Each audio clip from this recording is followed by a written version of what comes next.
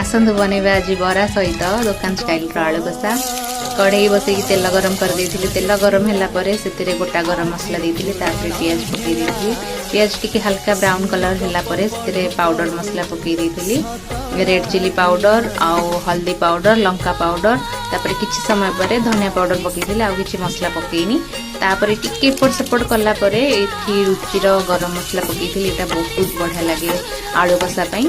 तापर किछि समय एपट सेपट कर सारा परे सेतिरे आलू को सिजेइकी काटिकी रखिथिली सेटा को पकई देइथिली। तापर लूण भी दे देइथिली। ताको टिके एपट सेपट एमती कला परे तापर पानी दे देइथिली। टिके छाड़ी देबी ताको फुटिबा पई। मीडियम फ्लेम रे करिवे। मीडियम फ्लेम रे नकले सेटा छेचा मसला रे पोड़ी जिवो। तापर एठी हमर आलू कषाटा पूरा बढ़िया किना पूरा रेडी हो जाइतिला। पूरा एमती आलू कषा बनेइकी खाइले पूरा दुकान परिका लागिवो। तापर एठी मु बरा बने दोची।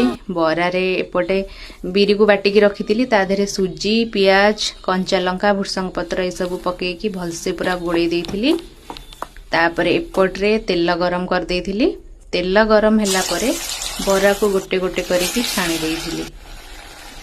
बेसी फ्लेम माने हाई फ्लेम रे छाणीले बराटा पोड़ी जेव सेति मीडियम फ्लेम रे छाणीथिली। तापर गोटे थर हे गला फिर आउ थरे पकई देइथिली। तापर हमर रेडी हे गला बरा सहित आलू कषा।